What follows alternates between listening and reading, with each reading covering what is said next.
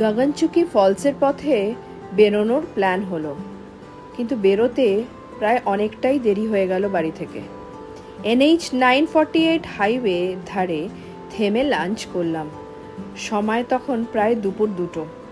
খিদেও পেয়েছিল খুব, তাই জমিয়ে খাওয়া দাওয়া করে আবার রওনা দিলাম গগনচুকি ফলসের দিকে। পথ যত এগোচ্ছিল মনের ভেতরে তারাও বাড়ছিল, কারণ বিকেল 5টার পর গেট বন্ধ হয়ে যায় ফলসের। আমরা পৌঁছলাম ঠিক বিকেল 4:30। 2 ঘন্টা রাস্তা পেরিয়ে এত আশা নিয়ে যখন পৌঁছলাম, তখনই সবচেয়ে বড় মন খারাপটা অপেক্ষা করছিল। কে জানত,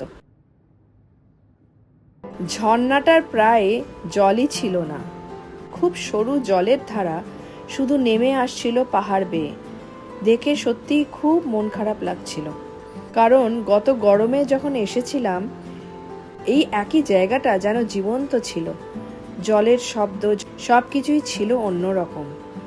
আর এবারে চারিদিক যেন শুকিয়ে গেছে, গরমটাই বেশি ছিল। তাই সকাল থেকে সন্ধ্যা পর্যন্ত এত বড় একটা রোড ট্রিপ করে সেই ঝর্ণাটাকে যখন দেখতে পেলাম না, তখন মন খারাপ তো হওয়ারই ছিল। তারপর ফেরার পথে পাশেই হঠাৎ চোখে পড়ল সুন্দর একটা জায়গা, হোটেল ময়ূরা। সেখানে কিছুক্ষণ কাটালাম আমরা 3জন, চুপচাপ বসে হাওয়ার শব্দ শুনে আর দূরে মহাদেশ্বর পাহাড়ের সারিগুলোকে দেখতে দেখতে। রিসর্টের সেই শান্ত পরিবেশ, ঠান্ডা হাওয়া আর একসাথে কাটানো কিছু মুহূর্ত দিনটার ক্লান্তিকে একটু হলেও সুন্দর করে দিল। এই রিসর্টটায় এত সুন্দর হাওয়া দিচ্ছিল যে একেবারে মনটা ফ্রেশ হয়ে গেল।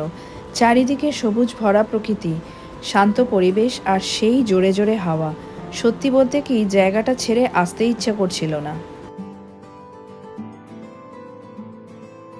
বুঝতেই পাচ্ছেন কতটা হাওয়া দিচ্ছে এখানে।